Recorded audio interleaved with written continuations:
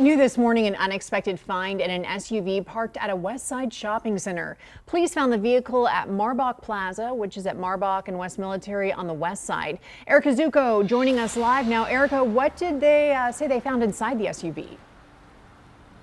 Yes, Stacia, they say that they found a man who had died inside of that SUV. At this point, they're still investigating whether he died of natural causes or whether there could have been something criminal involved, and they're waiting for the medical examiner to do their investigation before they release more information about that. But they say it was around 12:30. They got a call about a suspicious vehicle, as you mentioned, in that Marbach Plaza area near Marbach and Military.